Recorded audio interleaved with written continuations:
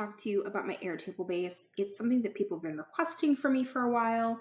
I know a few people have kind of seen screenshots of it before or thought it looked really cool. So I want to talk about it and tell you how you can get access to it. So first things first, this is my roadmap for my business. Every time I am working on a new product or I'm working on some sort of project, I will come in here, create a new tab, and I'll duplicate a tab that's already there, and then I will start filling in the blanks of what I'm doing, including like what the feature is, what that even means, the status, etc. So let's kind of talk about that.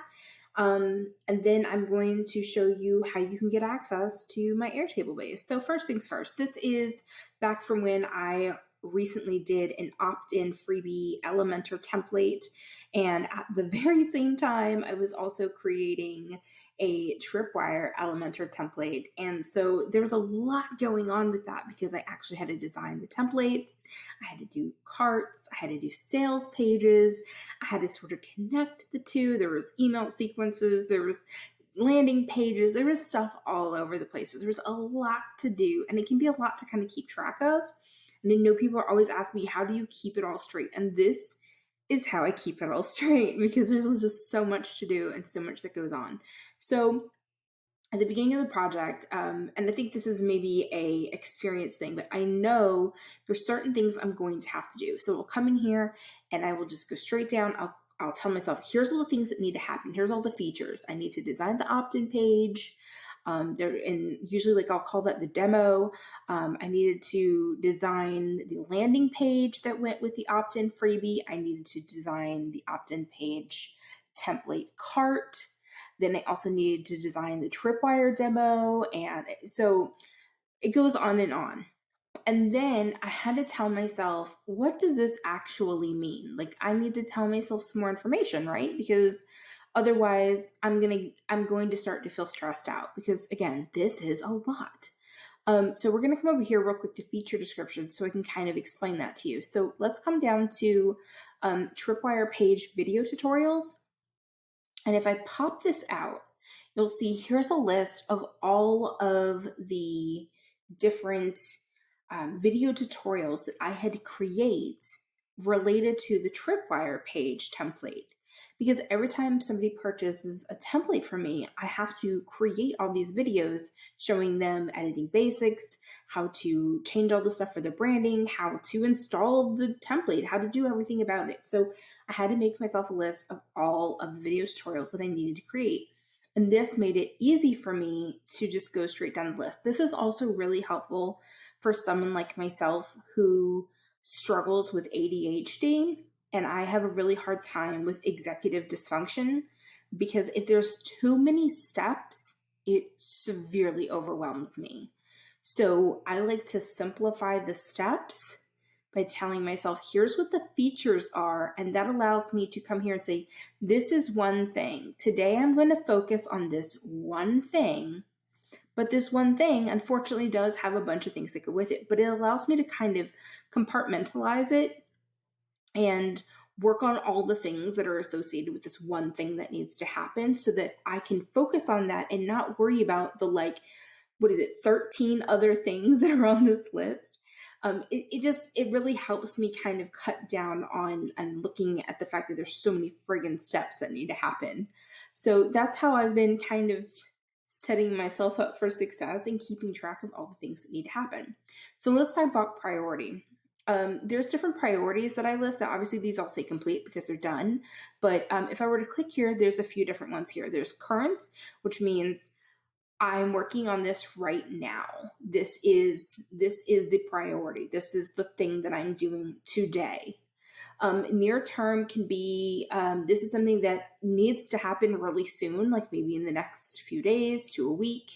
Future, and this is something that I would like to eventually do, but it's not like super important right now, but it's definitely something that I want to see happen. And then backlog is usually things that I'm like, okay, I thought about doing this.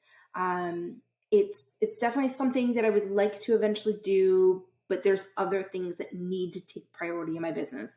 It's just It would be a nice to have thing, but it's just not super important right now. And then, of course, obviously, you know what complete means. And then there's category. I have different categories. You may find that you need something completely different. But if I come here to customize field type, you can see that I've got bug fix, Facebook group, marketing, product upgrades, student experiences, and email marketing. All these correspond to different things in my business that I find that are very important. It just kind of allows me to determine what this is actually for and what area this is amplifying my business. We've been through feature description, statuses.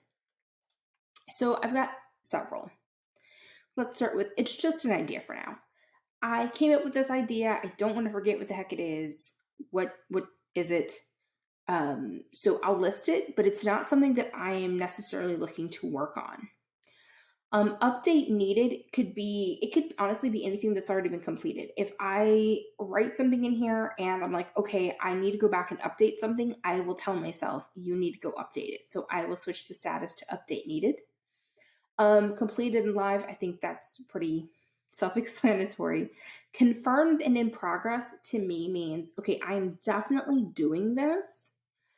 And I am working on it right now. Like, this is what I am in progress of doing. And then confirmed but not started means I'm definitely doing this. It's part of the to-do list. It's definitely going to happen, but I just haven't started it yet. And then parking lot is, this is an idea that I had, but I don't think I'm going to do it. I'm going to park it for now. It's something that maybe I can reevaluate later and maybe consider changing the status of, but for now it's in the parking lot. Effort. This is something that I think will vary from person to person, but I sometimes sit down at my desk and I tell myself, I need to get some work done, but I don't have the energy to get super involved. So for me, that means I want to choose to work on something that seems pretty low effort, something that won't take me a lot of time, something that just doesn't take a lot of energy. So I'll come in here and I will find something that seems low effort to me. So for example, the opt-in page template cart. That means going into Thrivecart, creating a cart, designing it, setting that up. It can take me anywhere from 20 to 30 minutes to do. It's pretty simple. It's very low effort for me. That's very different from designing an entire opt-in page template, which for me would be high effort. It takes hours and hours and hours of time to design that. So that's kind of what that means for me, just coming in here and choosing things based on what kind of energy level do I have today and what do I have time for. Public means, is this something that is, usually I don't ticker these until it's completed. Something that's completed and it's something that is viewable by the public in some respect. So obviously the demo, the landing page, the cart, etc., it's all public. Status information, I leave myself notes here when I'm in the middle of working on things. I'm unfortunately not very good at going back and editing them when I'm done. But if I'm in the middle of designing something and I need to stop, say like I'm going to take a bathroom break or I'm just done for the night, I will come in here and I will leave myself a note so that I know where I'm at with it, because I personally have trouble with, I get back to my desk and I'm like, what the hell was I even doing? Like, I don't even know. So I leave myself notes. Start and completed date, it's kickoff and completed. I think these are really helpful so that you know what date you started it. I think it's also helpful for me personally to know how long things are taking me to do. I think this would also be really great if you are working with a team. Last edited lets you know like when I edited things last, and I came through here and I clicked things, so it says that I edited stuff today. Is this something that I need to add to my sales page? Sometimes I'll come in here and I will give myself tasks to do involving putting something on the sales page, or like I need to add testimonials still, or I need to add some sort of, like maybe I've created some sort of new feature that I want to make sure that I also tell people about in the sales page. I'll come here and ticker it. Assignee, obviously I'm working for myself. It's all assigned to myself. If you are working with a team, you would be able to assign someone else.